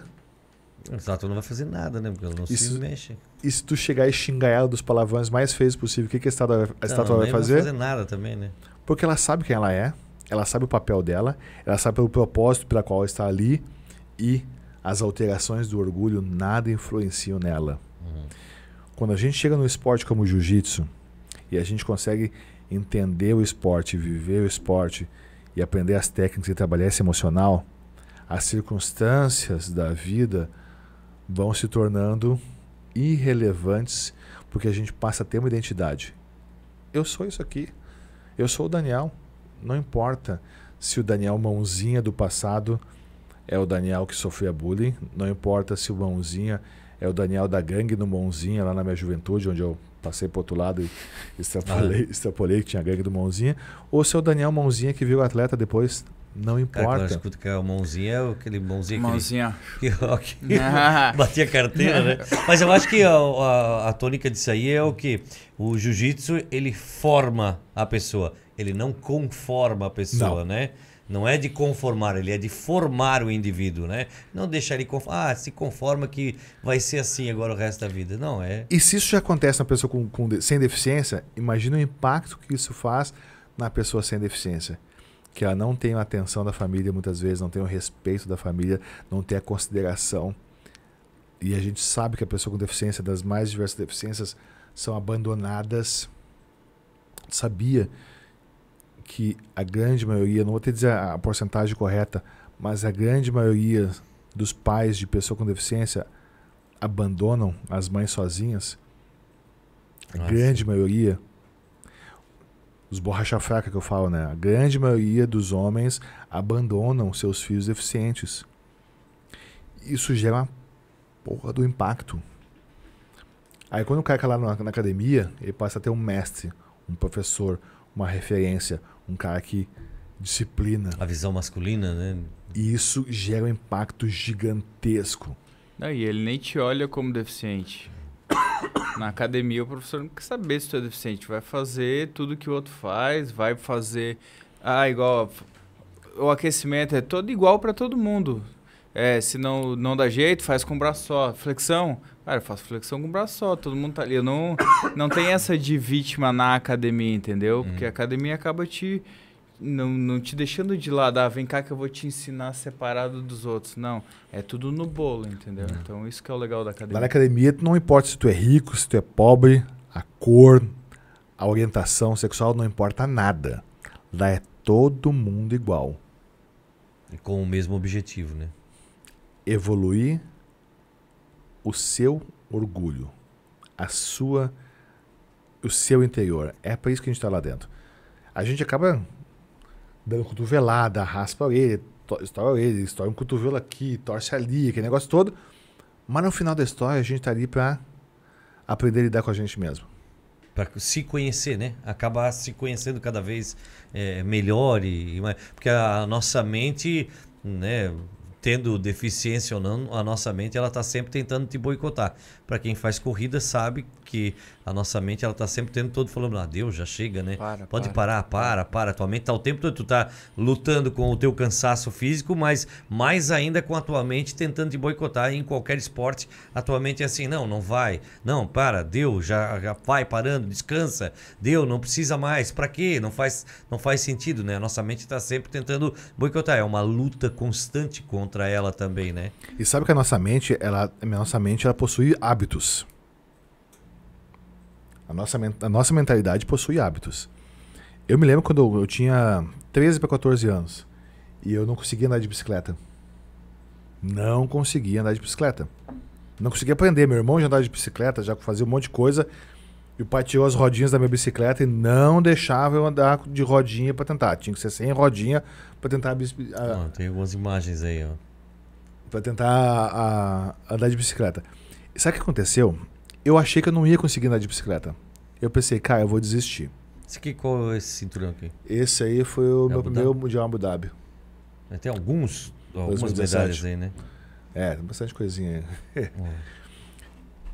E aí eu pensei em desistir. Cheguei pro pai, eu já sei jogar vôlei, eu já nado bem, eu já jogo futebol, goleiro também de futebol. Uma bicicleta não é pra mim. Eu vou desistir. Aí o pai chegou em mim assim, pensou, me olhou. Eu te entendo, filho. Se você desistir hoje, daqui a 2 anos, quando você tiver alguma dificuldade na escola, você vai desistir também. Se você desistir hoje, quando você estiver lá na faculdade e estiver passando por ter que ler uns livros difíceis, passar por algumas dificuldades lá na faculdade, você vai desistir também. Se você desistir hoje, daqui a alguns anos, quando você estiver casado e você tiver problema com a tua esposa, e você vai ter problema com a tua esposa, você vai desistir do casamento também. Se você desistir hoje, quando você tiver desafios profissionais no futuro, quando você estiver trabalhando, você também vai desistir. Porque se você desistir hoje, você vai desistir sempre. Porque desistir é um hábito. Acaba se acostumando, né, com a desistência. Tu se acostuma... Se acostuma com a derrota, né? Cara, aquilo foi tão forte para um guri de 14 anos escutar aquilo, que eu falei... Vamos continuar. E aí, mais uns 2, 3 dias eu estava andando de bicicleta já. E foi uma coisa incrível. E aí ficou a lição. A nossa mente, ela tem hábitos. Por que as pessoas ficam em depressão hoje? Porque as pessoas começam a pensar tanto no negativo, tanto. E tudo que a gente pensa, o nosso corpo reproduz em imagens e geram sentimentos, que geram emoções. Então, quando a gente começa a pensar, daqui a pouco tu cria um fluxo químico dentro do teu corpo que você vicia naquilo. E aí, como é que sai dessa química ruim depois? E hábitos mentais são importantes. E o esporte te traz isso. E nós, pessoas com deficiência que rompemos no esporte, cara, a gente foi muito tempo de preparação. Então, como é que hoje eu vou fazer com pessoas sem deficiência que estão nos escutando e com as pessoas que estão com deficiência que estão nos escutando? A gente tem que dar os recursos novos para essas mentes. Então, essa conversa aqui, ó, é muito da hora, porque essas pessoas vão começar a pensar.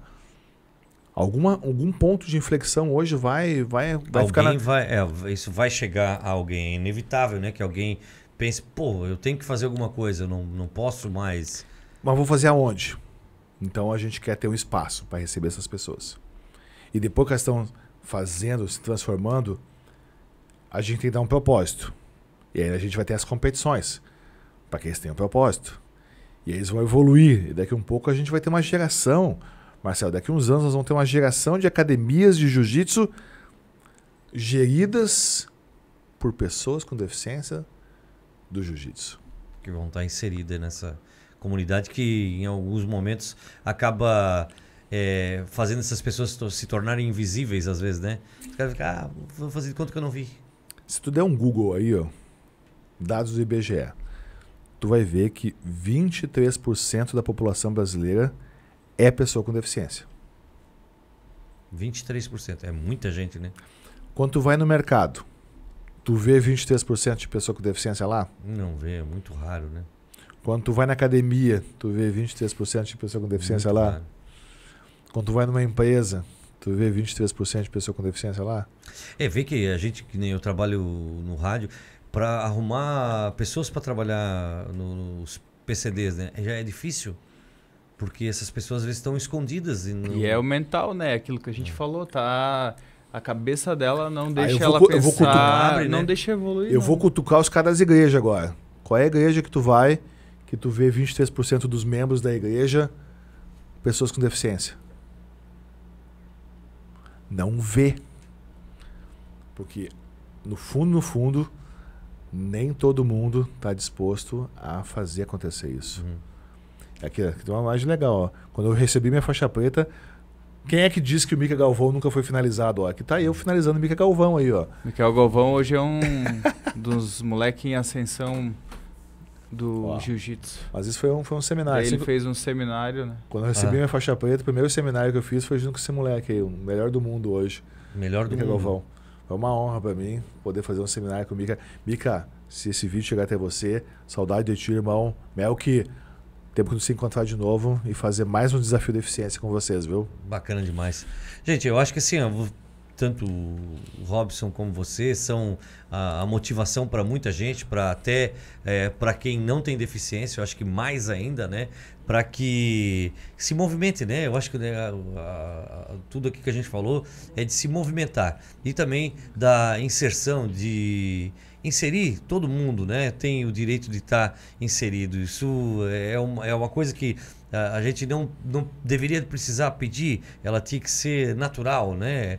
Normal, que acontecesse naturalmente. Mas a gente está vendo que esse espaço está sendo buscado e está sendo aparecendo, né? Pessoas como você que tem aí uma conversa muito bom comunicador, né? Ele fala muito bem, né, o Daniel? E eu acho que quem ouviu aí, assistiu aqui o Daniel falando, né? Sente de toda a grandeza, porque você fala muito bem e traz um conhecimento, muita experiência também de vida. Eu acho que isso que é importante. Eu vivo também. isso, Marcelo. Eu creio nisso, eu acredito nisso. Isso mudou a minha vida. Tá aí, é um exemplo. Isso é uma né? verdade. Uma verdade. Isso mudou minha vida, você cara. Vivencia, né? Isso mudou minha vida em todos os aspectos. Mudou na infância, mudou na minha sexualidade, mudou no meu empreendedorismo, no meu trabalho, mudou em tudo. Em todos os aspectos. Então, se eu posso ter uma vida legal, cara, eu curto a vida que eu tenho. Eu curto demais a vida que eu tenho. Eu tenho um propósito. Eu quero levar isso para cada vez mais pessoas. E eu chamo você, chamo o Robson, chamo todos que querem realmente fazer um mundo melhor acontecer. Eu sempre digo, pessoas com propósitos, quando se unem, mudam o mundo. É importante, né? E hoje eu estou muito feliz de estar aqui, porque eu sei que tu é um cara de propósito que está disposto a caminhar com a gente para mudar o mundo. O importante é o propósito, realmente, né? De trazer, de mostrar, de colocar, né? E eu acho que assim, existe muita gente na sombra, muita gente escondida ainda. Ainda tem muita gente escondida que tem que aparecer. E as pessoas têm que ter o espaço delas para poder falar, para poder se libertar, né? Eu acho que aquele que tendo deficiência ou não, e que vai para a tua academia, vai lá participar na tua ONG, tendo deficiência ou não, e que, eu ouvi uma mensagem, eu preciso fazer, eu quero me libertar. Isso é libertador para a pessoa. Eu vou te lançar outra vírgula hoje aqui. Sabe que muita gente acredita que nunca vai ficar deficiente. E não vai ficar mesmo. Estatisticamente, 10% das pessoas vão adquirir alguma deficiência ao longo da vida. Mas tem uma coisa que é inevitável para todos: o tempo. E o tempo vai reduzir a tua mobilidade. O tempo vai te deixar numa condição análoga à da pessoa com deficiência, em algum momento. E quando esse momento chegar lá com 60, 70, 80, 90 anos, a tua condição física vai ser igual a de uma pessoa com deficiência física. E lá naquele momento, você vai querer aceitação, você vai querer estrutura, você vai querer ser respeitado, você vai querer tudo. Mas se você lá no futuro vai querer essas coisas, porque hoje já não fazia parte do processo de fazer com que tudo aconteça para todos. Se preparar para isso, né? Porque um dia vai chegar para todos. O tempo vai deixar todos nós com baixa mobilidade. O tempo vai deixar todos nós em condição de igualdade. Um dia nascemos todos iguais. Um dia, no final da vida, seremos todos iguais. Então, por que não trilhar o caminho todo do processo em igualdade também? Esse meio, né? Esse meio do processo. A gente pode fazer um meio juntos igual. Todo mundo junto. A gente pode fazer essa caminhada junto. Pode fazer. E o deficiente mudou bastante, né? Quando que você viu um podcast feito por um deficiente? Cara, hoje os deficientes estão zoando eles mesmos, cara. É muito legal isso. Muito bom. Tem né? muito podcast de cara que tem deficiência. Cara, eu não me lembro qual foi o humorista que ele falou, que ele tava num teatro e ele fez uma piada e brincou com o cara. Não sei se o cara era cadeirante, o que o cara era. Fez a piada e o cara no final foi lá agradecer eles. Pô, obrigado, cara, por ter feito a piada. Os caras ficam fazendo de conta que a gente tá invisível ali. Acho que a mulher não tinha os braços e tal. Daí ele falou, vamos aplaudir, galera. Vamos aplaudir. E daí, tipo, deu risada, assim, porque... Pô, a maioria ficou, pô, cara, pesado e tal. E a pessoa veio agradecer, pô. É porque obrigado, muita gente... Ela se sentiu, né? Incluída, pô. Sentiu incluída. Sabe que eu tenho uma visão... Meus pais deficientes vão ficar loucos comigo. Mas eu tenho uma visão de que quando a gente faz inclusão, quando a gente diz, vamos incluir, a gente está acentuando as diferenças. Quando a gente diz, vamos incluir, somos humanistas, somos altruístas, estamos incluindo os coitadinhos aqui, estamos incluindo os deficientes. Cara, isso pra nós não é legal, cara. O que a gente quer, pelo menos eu falo por mim e talvez fale por ti também, Robson. A gente quer de igual para igual, caramba. Eu não quero ser olhado como um inferior, não quero ser tratado como inferior. Vamos de igual para igual, vamos no mano a mano. As deva, igual para igual. Sem diferenças. É muito melhor. Porque quando a gente começa a concentrar na diferença, é ruim. Por exemplo, tem uma parede toda preta aqui no fundo. Se eu enxergar uma manchinha branca e ficar me concentrando naquela mancha branca, eu vou esquecer todo o contexto do resto. Quando a gente começa a olhar para as diferenças, a gente sempre vai pelo caminho errado. Se a gente puder tratar sempre como igualdade, e aqui a gente está de igual para igual. Quando a gente vai nas competições contra pessoas sem deficiência, é de igual para igual também. E quando a gente coloca a pessoa com deficiência pessoa com deficiência, também é de igual para igual. Se a gente puder fazer tudo com naturalidade, sem acentuar as diferenças, é muito melhor. Eu acho que, cara, assim, a gente estava até esses tempos aí conversando com o pessoal de autismo, mães de autistas. Foi uma pauta que a gente colocou e isso eu tenho, eu sempre gosto de colocar, sabe por quê? Porque eu acho que assim, quanto mais a gente fala sobre o assunto, mais natural ele vai ficando. Porque todo mundo acaba conhecendo, acaba sabendo como funciona. Sabe como lidar, né? Tu desmistifica. Eu conversava com uma mãe numa pauta que a gente teve aqui sobre ela, mãe autista, quando descobriu que a filha era autista, ela falou, cara, eu chorei, mas eu não chorei porque eu estava desesperada ou por medo. Eu chorei porque eu estava aliviada porque eu sabia o que a minha filha tinha. Ela disse, o mais difícil é tu não saber o que era. Então ela disse, eu chorei e hoje ela disse, eu vou em consultório e vejo que tem uma mãe que está ali chorando porque recebeu o diagnóstico e está desesperada porque como vai ser a vida? Ela disse, puxa, eu penso assim, eu aprendi tanto com isso, né? Eu posso ajudar ela. Sim. Estão montando a associação. Por quê? Porque eu acho que assim, o assunto quanto mais debatido, mais colocado para que você fala, você age da maneira, né, que você pode e que você tem o direito de estar onde quiser e como quiser, daí a gente vem daquela coisa, onde a mulher pode estar em qualquer lugar. Cara, o deficiente, ele está onde ele quer. Ele está onde ele quiser estar. Então, eu acho que sim, falar bastante, mostrar bastante, torna a coisa natural e acaba com essa separação. Eu principalmente essa questão da inclusão, né? A gente entende que tem as vagas PCDs, e que tem o PCD que vai ter que ocupar aquela vaga, que às vezes não vai ter uma oportunidade de empresa, mas eu falo profissionalmente por mim, assim, eu não ocupo uma vaga PCD hoje, eu ocupo um cargo de liderança. E por que o deficiente não pode ocupar um cargo de liderança? Porque ele colocou na mente dele que talvez ele não seja capaz, entendeu? Eu tenho formação acadêmica, então hoje eu ocupo um cargo de liderança por mérito. E a minha lesão não mudou nada nisso, entendeu? Pro meu patrão, a tua lesão não interfere em nada, meu. Consigo tocar uma empresa normal igual a outra pessoa. Então, tem as cotas, existem. Fazer trabalhos gráficos também, que ele faz, que eu sei. Então, é legal ter a cota, mas isso aí é porque acabou engessando, entendeu? Acabou colocando na cabeça da pessoa que ela tem que ocupar somente aquela vaga. Não, ela tem que brigar por coisas maiores. Mas entendeu? eu acho que tu também não acha, Robson, que isso é daquela coisa que está enraizada, né, na cultura de que deixa ele lá, tadinho, é o tadinho. Não, tu não vai trabalhar, né? Porque os pais, não vai trabalhar, porque tu não tem condições, meu filho. Tá louco? Vai acabar se machucando, vai capaz de ficar pior ainda. Sim. Então assim, fica em casa. Não, deixa que nós damos um jeito aqui, não é? Sim. Essa cultura de, a gente dá um jeito, fica lá, aí acaba ficando em casa ou fazendo um trabalho artesanal, né? Acaba nem indo pra escola, porque na escola ele sofre bullying, nem vamos colocar.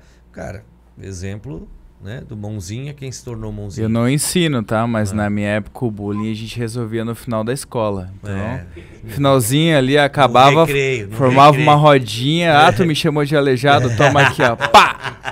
Por que tu acha que surgiu a gangue? Já viu a força da minha outra mão? O bullying era resolvido diferente, hoje em dia... Tu acha que surgiu a gangue do Mãozinha? Foi mais ou menos esse mesmo conceito aí. Se proteger, um dia meu pai me autorizou. Um dia o pai voltou a plaquinha. Eu autorizo. Me autorizou. Falei, não. Um cara me bateu lá, por engano ainda, e o pai chegou em casa, não, vou te treinar, vou te ensinar uns negócios diferentes aqui agora, vou te ensinar a bater, te ensinar a socar, vou te ensinar full contact aqui. Contratou um professor, me deu umas aulas lá, quando eu tava bonzinho, e falou assim, a partir de hoje ninguém mais toca em ti. Se tocar em ti, tu já sabe o que tem que fazer. Só eu, né? E foi dito. Ninguém mais toca em ti, só Só eu. o meu E chinelo. foi dito e Só feito. o meu chinelo. No outro dia, na educação física, já rolou uma treta e eu, direção. Cara, em 5 dias. Na segunda eu briguei, na terça eu briguei, na quarta eu briguei, na quinta eu briguei, na sexta eu briguei e chamaram meu pai na escola. Eu também tenho E aí meu pai? Meu pai também, algumas coisas que ele me fez também me deixou marcado até hoje. Eu tenho uma marca da Fiorucci, da cinta dele nas costas. É uma marquinha, né? Aí chegou na escola, o diretor foi reclamar, eu lembro até hoje, meu pai falou assim, meu filho está autorizado a se defender. Ensinem os outros a respeitar ele. Porque tem minha autorização para se defender a partir de hoje. Aí rolou o comentário na escola, Mãozinha surtou, e ninguém mais falava comigo que ia comer, o Mãozinha surtou. Mãozinha vai tocar a mãozinha na cara. E aquilo foi libertador, foi mais da hora. Pô, essa questão que vocês têm muito do Mata-Leão, né? Tem. Vocês com certeza já devem ter levado um Mata-Leão. Sim, com certeza. Por isso eu vou trazer o Júnior para ele vir aqui, vocês vão fazer um Mata-Leão no Júnior, vão derrubar o elefante. Tu quer que ele durma? Dá pra pagar ao vivo? Vamos fazer ele dormir ao vivo. Pode ser no Katagatame. Eu gosto mais de apagar no Katagatame. Uma vez eu fui tentar separar uma briga, eu não tinha nada a ver com a confusão. Fui tentar separar uma briga, 1900 em Guaraná de Rolha. E, cara, levei um Mata-Leão que cheguei a ajoelhar no chão. Eu tava de pé, o cara me pegou por trás, cheguei a ajoelhar no chão. Oi, apagar, eu nunca tinha visto uma coisa dessa, apagar tudo. O apagar do Mata-Leão. Entrar em off. O apagar do Mata-Leão é diferente Dentro do Carambas aqui da seteria que tinha aqui, né? Dentro do Carambas, eu caí de joelhos. Assim.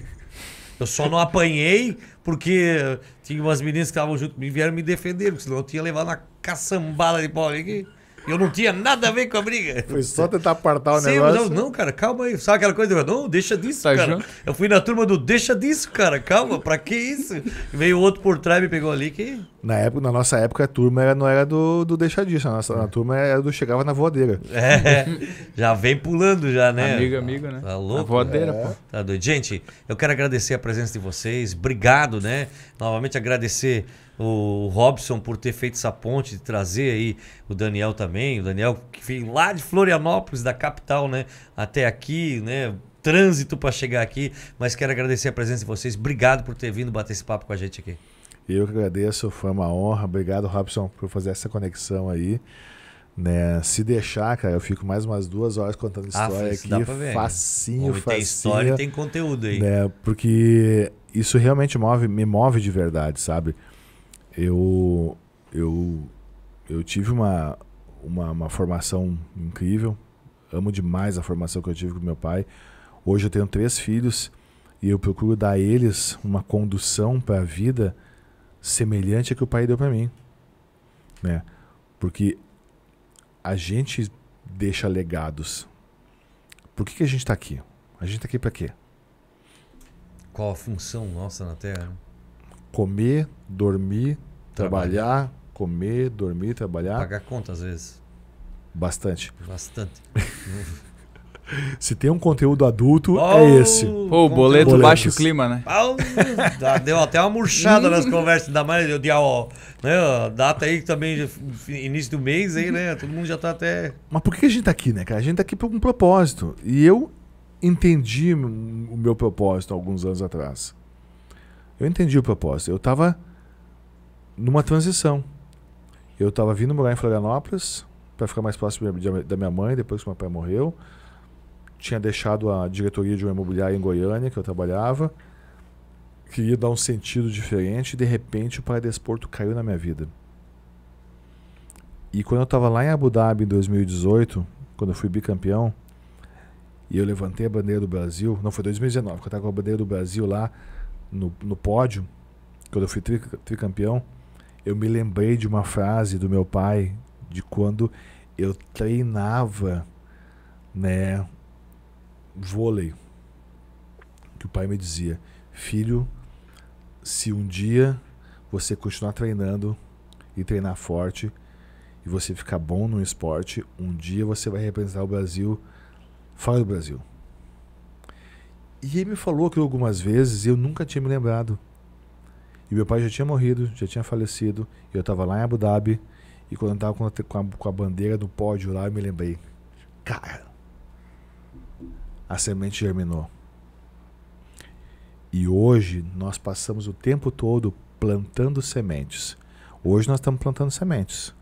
Ontem nós plantamos sementes. Amanhã nós vamos plantar sementes. E o plantio ele é facultativo, mas a colheita ela é obrigatória. Nós sempre vamos colher aquilo que plantamos. E quando eu me dei por conta de que o pai um dia plantou em mim uma mensagem de que se eu me tornasse bom em alguma coisa, um dia eu representaria o Brasil no esporte, aquilo conduziu minha vida todos esses anos.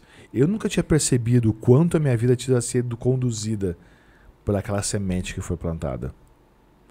E quando eu me dei por conta disso, eu falei: cara, eu preciso que essa semente que frutificou em mim vire novas sementes. Eu vou levar essa mensagem para mais pessoas. Eu quero mais pessoas realizando sonhos. Eu quero mais pessoas vivendo o seu propósito. Eu quero mais pessoas ajudando pessoas a cumprirem o seu propósito. E hoje, Marcelo, eu estou muito feliz porque você faz parte desse time que ajuda nós a plantar sementes que vão transformar a vida de outras pessoas. Você faz parte do time hoje. Obrigado, cara. Obrigado pela presença. Esse podcast faz parte desse time hoje. Prazer estar te recebendo aqui. Um prazer muito grande, que acredito que toda a equipe também está te recebendo aqui hoje. Foi um grande prazer, né? Até porque os meninos ali também têm um envolvimento no jiu-jitsu, então grande prazer estar te recebendo. Obrigado por ter vindo até aqui para a gente poder bater esse papo. Eu que agradeço. Obrigado demais. Robson, nem preciso falar. Porra. Obrigado pela participação. Obrigado por ter trazido aqui, feito essa ponte, trazer o Daniel aqui também, muito bacana. Obrigado por estar vindo aqui contar a tua história também, né, cara? O Robson que já está recebendo, vai receber a chave da cidade como indaialense já. Olha né? aí. Vamos arrumar pelo menos uma cópia da chave, um chaveirinho, alguma coisa da cidade. Olha aí, vereador Pinho. O Pinho treina jiu-jitsu comigo Treina lá, contigo? pô. Olha aí, ó. Diogo. Faixa marrom, cara. Olha Tu só. finaliza ele virando ou... faixa preta. Aí já tá difícil, não dá pra Bacana, finalizar cara, não. que bacana, né? Não, eu que agradeço o espaço, né? Dani, pô, o Dani é o cara pra falar, né? Pô. Então, por isso que eu resolvi chamar ele pra explicar realmente, né? Ele faz um trabalho totalmente diferenciado, né? Então, a gente se conheceu aí, pô, eu admiro o trabalho dele. Já participei de outras federações, mas hoje tô aqui com o Dani porque eu acredito no projeto dele, né? E muita gente, às vezes, usa o esporte só como uma vitrine para ele próprio, né? O Dani não, ele tira o foco dele e coloca no esporte. Então, agradeço. O esporte é libertador, então todo mundo que está assistindo aí, mesmo que não seja deficiente, o esporte é libertador, ele vai transformar a tua vida, vai transformar a vida da tua família, teus filhos vão se espelhar. Hoje eu faço o esporte para outras pessoas vejam e principalmente a minha filha, né, cara? Minha filha esses dias eu participei de uma competição, não ganhei, né? Mas no final a minha esposa mandou um vídeo que a minha filha tá falando que eu era campeão. Pô, eu era o campeão, que cara. importa, né? Eu era o campeão naquele Tu é o evento. super-herói dela, né? Cara. Isso que é o que mais importa. Eu quero um exemplo, que ela leve o pai como um exemplo. Né? Aham. É um vencedor, né? Isso mesmo. Vencedor, né? Vencedor em tudo, né? Foi desafiado na vida e é um vencedor. Isso né? mesmo. Não é? É um vencedor. E quem quiser conhecer melhor profissionalmente, pode ir lá na Red 7 Pneus, falar com o Robson. Precisando Dá de um pneu, desconto, dá um né? desconto? Pô, desconto, né? É só falar a palavrinha-chave. Ganhei um desconto. Valeu, Robson. Valeu, abraço. obrigado. Daniel, antes da gente encerrar, fala do teu patrocinador aí que tá com a camisa também. Eu acho bacana incentivar aí também. Life Strong, né? Life Strong é o único energético ultra zero. Né? Eles são uma empresa de São Paulo, né, que hoje é considerado um dos energéticos de mais alto rendimento. Então, o atleta que ele é esportista, como os bodybuilding, né, e os lutadores que precisam ter uma dieta extremamente regrada e saudável, o energético da Life Strong hoje é o mais diferenciado do Brasil. E eu tive a oportunidade de conhecer eles em 2022, dentro da feira do Arnold South America, em São Paulo. Eu estava fazendo um evento lá dentro e eles viram o nosso esporte acontecendo, viram as lutas do Paradesporto e falaram, cara, como que a gente faz para fomentar vocês? Eu falei, cara, nós temos esse projeto aqui assim, precisamos de parceiros. Eu falei, não, estamos dentro, vamos ajudar vocês e vamos patrocinar outros eventos de vocês. E hoje eles são o nosso principal patrocinador. Nós realizamos um campeonato agora em São Paulo, no Arnold South America, onde eles cederam um atleta de alto rendimento deles, que é o Daiko, o Deus da Guerra, que é um atleta do UFC, patrocinado por eles. E eles trouxeram esse atleta para dentro do nosso evento para lutar com um para-atleta cego. Então a gente cegou o atleta do UFC para lutar junto com o nosso para-atleta. Fizeram uma luta incrível. Tudo isso graças a Life Strong. E eles estão com a gente nos próximos eventos também. Então, Life Strong não é apenas um energético para o alto rendimento, é para todos os altos rendimentos, incluindo o Paradesporto do Jiu-Jitsu. Show de bola. Então, obrigado Thierry, obrigado Prestigie, Elvis. né, gente? Estamos sempre junto aí. Querem Prestigia conhecer a Life Strong. Life Strong. Prestigie, então, a Life Strong. Gente, obrigado pela presença. Esse foi o nosso Lenga Lenga nessa noite de segunda-feira. Espero que vocês tenham gostado do nosso bate-papo, da nossa conversa. Estamos de volta na próxima segunda-feira. Agradecendo aos nossos patrocinadores, agradecer aí ao Maracujá Indaial, junto com a gente. Maracujá Indaial tem vários sabores, maracujá, amendoim, chocolate, coco, vários sabores do Maracujá Indaial. Procure na conveniência mais perto da sua casa por Maracujá Indaial, tá? Se não tiver na conveniência perto da sua casa, fique desconfiado que talvez ela não seja tão boa assim como você acredita, tá? Procure estar pelo Maracujá Indaial. Também, junto com a gente, o chopp da Ales Good. Gostou do chopp? Gostei. Daniel? Bom, Até né? pensei que ia ter mais uma uma caneca aí. Já vai ter mais. Gente, serve mais um chopp aí pro Daniel, ó. Ales Good Beer também junto com a gente. Ales Good Beer faz parte do grupo Brunis, né? Onde trabalha aí com a linha de embutidos, o grupo Brunis. E a Ales Good Beer tem a sua choperia na Doutor Blumenau, aqui em Indaial. Você que vai fazer sua festa, seu evento, leve o chopp da Ales Good Beer. Um abraço pro meu amigo Álvaro e toda a família da Ales Good Beer. Também, junto com a gente, a Casa da Mangueira, meu amigo Edson, Casa da Mangueira aqui em Indaial, né? Você que precisa daquela mangueira para lava-jato, mangueira de jardim, né? Todo tipo de mangueira você encontra, mangueira de alta pressão você encontra aí na Casa da Mangueira, que fica aqui em Indaial, no bairro das Nações. Vai lá, confere e segue aí a Casa da Mangueira nas redes sociais, Casa da Mangueira. Um abraço, Edson. Também Mercado Três Corações, um abraço especial ao nosso amigo Jacir Floriano, né? Do Mercado Três Corações, né? Final de semana sempre tem aquela carne temperada, aquela cerveja geladinha, né? Um bom bate-papo também no Mercado Três Corações, que fica no bairro Benedito, de propriedade do nosso amigo Jacir Floriano, né? Jacir Floriano, que é secretário de Agricultura aqui do município de Indaial e está lá sempre aí à disposição, colocando aí o Mercado Três Corações para você no bairro Benedito. Também a Serralheria Tomioso, eu sempre gosto de falar, que fez essa belíssima mesa aqui que a gente está vendo aqui. Você quer fazer no estilo mais industrial os móveis para sua casa, para sua loja, né? Faça aí com a Serralheria Tomioso. Procure eles nas redes sociais, você consegue encontrar aí Serralheria Tomioso. Aqui em Indaial, a Serralheria Tomioso está instalada lá na Sociedade Pinguins, tá? Anexo à Sociedade Pinguins no bairro Tapajós. Serralheria Tomioso. Aquela grade para sua janela, aquela porta, tudo que você precisa aí de serralheria, você vai encontrar na Serralheria Tomioso também junto com a gente aqui no Lenga Lenga. Um abraço pro Maurício e para toda a família.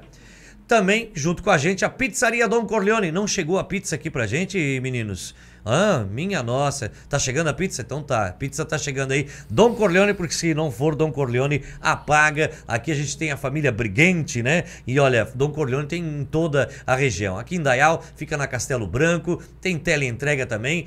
Pizzaria Dom Corleone. Se não for Dom Corleone, apaga. Também falando da internet, que nos dá qualidade para nossa transmissão, a 3S Net também junto com a gente. Se não fosse a qualidade da 3S Net, ficava sempre mais difícil para a gente colocar aí o nosso Lenga Lenga no ar. Por isso, se você quer colocar internet de qualidade na sua casa, fale com a 3S Net aqui em Indaial. A Microrede Serviços Inteligentes também está com a gente aqui no nosso Lenga Lenga. Para você que quer fazer aquele controle de acesso, alarme, câmeras de vídeo monitoramento, fale com a Microrede. Procura nas redes sociais por Microrede, tá? Tudo junto. Microrede Serviços Inteligentes, para você aí fazer tudo que precisa, né? Hoje tão importante a gente ter segurança. Também a Microrede consegue te ajudar nesse requisito, tá? Microrede, procura lá nas redes sociais. A Biogás, que veste aqui o nosso Lenga Lenga, ó, Lenga Lenga usa biogás, tá? Essa moda biogás que você encontra em todo o país, a moda biogás. Biogás que tem loja, aqui em Indaial tem a loja, tá? Tem um posto de venda com a loja super bonita, bacana, na Marechal Floriano Peixoto, aqui no bairro dos Estados, centro da cidade de Indaial, tem a loja da Biogás, tá? Então procure por Moda Biogás, vai lá, tem rede social, tem site onde você pode conhecer toda a moda da Biogás aqui de Indaial para o mundo. A MBK Comunicação Visual também está junto com a gente, para você que quer fazer aquele banner, para você que quer fazer outdoor, né? Quer fazer o envelopamento do seu veículo, às vezes você tem a sua empresa que quer fazer envelopamento, fale com a MBK. A MBK que é especializada em comunicação visual, MBK também junto com a gente aqui no nosso Lenga Lenga. E a Iuanuats, é isso? Iuan, eu sempre tenho dificuldade para falar. Iuan, a Iuan também junto com a gente, a Iuan que trabalha aí com softwares, né? Software para WhatsApp e outras tecnologias, faz parte de um grande grupo aí que monta softwares, né, da Young Arts, né? Para quem é do mundo de rádio, sabe que a Young Arts tem aí softwares de qualidade para sua transmissão, sempre com aquela qualidade que você tanto precisa. Então, procure pela Ion, como é que é? Repete. Ion, tá? Pela Ion, que tá também junto com a gente aqui no nosso Lenga Lenga. Seria isso, meus meninos? Nosso Lenga Lenga fica por aqui. Um forte abraço para você e até a próxima segunda-feira. Até mais, valeu!